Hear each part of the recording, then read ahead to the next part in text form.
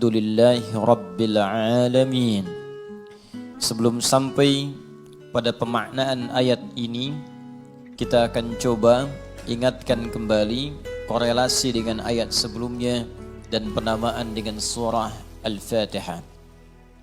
Seperti diketahui bahwa Al-Fatihah disebut dengan demikian mencakup beberapa makna yang sangat luas dan memiliki sifat yang istimewa. Al-Fatihah bisa berarti pembuka bila terkait dengan ayat-ayat Allah Subhanahu wa taala, maka ia dipahami sebagai pembuka dari firman Allah yang diturunkan pada Nabi Muhammad sallallahu alaihi wasallam sebagai mukjizat sekaligus wahyu yang menandai kerasulan Nabi Muhammad sallallahu alaihi wasallam. Jika dikaitkan pula dengan mushaf, yaitu susunannya yang kemudian kita bacakan sampai saat ini, tertulis di antara dua jilid berisi firman Allah Subhanahu wa taala saat dibacakan, maka Al-Fatihah disebut demikian karena ia membuka surah pertama dalam mushaf. Dimulai dengan surah ini, dibuka dengan untayan-untayan di ayat ini, dan hingga diakhiri sampai dengan ke surah An-Nas.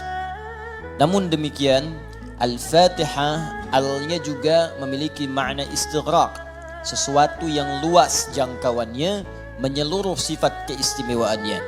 Disebut demikian seakan memberikan kesan dan pesan kepada kita bahwa al di sini menunjukkan sesuatu yang luas terkait dengan semua jenis kebaikan. Fatihah artinya pembuka, taknya sifat. Jadi kalau ingin dibukakan sifat-sifat kebaikan kepada kita di semua aspek kehidupan, baik dalam fisik kita yang sehat, baik dalam rizki kita, baik dalam kemuliaan hidup kita, baik dalam segala aktivitas yang kita lalui dari ujung kepala sampai ujung kaki, maka pelajarilah seluruh isi Al-Fatihah ini.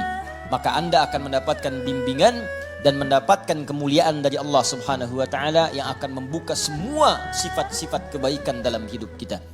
Karena itulah surah Al-Fatihah juga disebut dengan surah Asy-Syafi yang memberikan nilai-nilai kemuliaan, kebaikan, pembuka pintu kesehatan bagi orang-orang yang diuji dengan penyakit.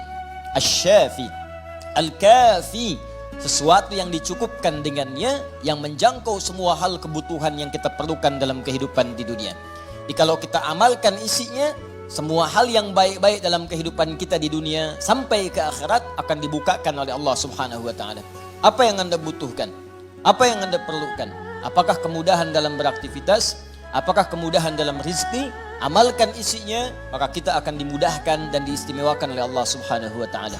Demikian dengan nama-nama yang lainnya, sampai diberikan nama 14 kurang lebih untuk menunjukkan luasnya jangkauan kemuliaan dan sifat-sifat kebaikan yang dimiliki oleh surah ini. Lalu pertanyaannya, bagaimana kemudian mendapatkan hal yang dimaksudkan tadi? Kalau sakit, cepat sembuhnya. Orang dulu dibacakan sekali Al-Fatihah, dengan izin Allah langsung sembuh. Kalau kita ada kesulitan rezeki, cepat didatangkannya. Orang dulu kemudian mengamalkan surah Al-Fatihah, maka bahkan ada orang yang belum minta, sudah langsung disediakan oleh Allah Subhanahu wa taala. Demikian dengan aspek-aspek yang lainnya.